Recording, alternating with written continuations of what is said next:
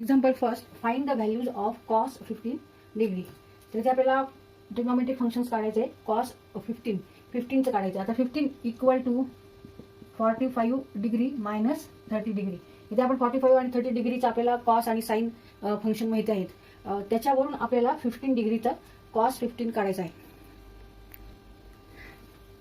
Cos 15 degree means cos in bracket 45 degree minus 30 degree.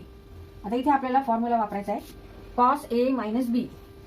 Cos A minus B means cos A cos B plus sign A sine B.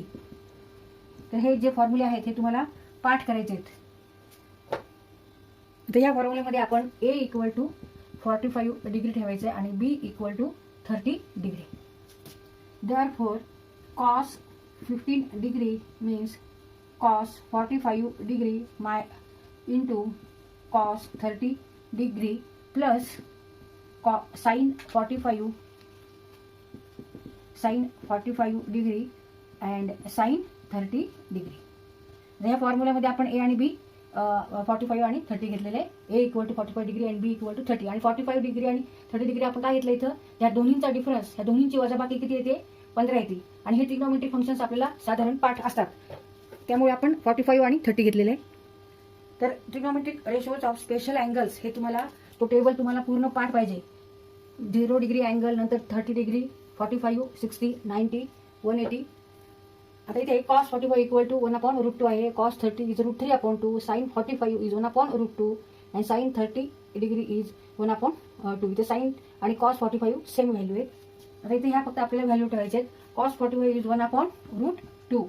Cos 30 is √3/2 plus sine 45 is 1/√2 and sine 30 is 1/2.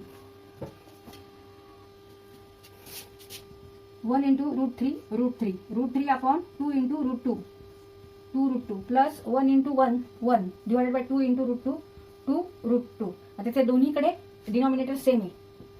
Therefore √3 plus 1 आपण इथे addition करू शकतो. √3 plus 1 divided by 2√2.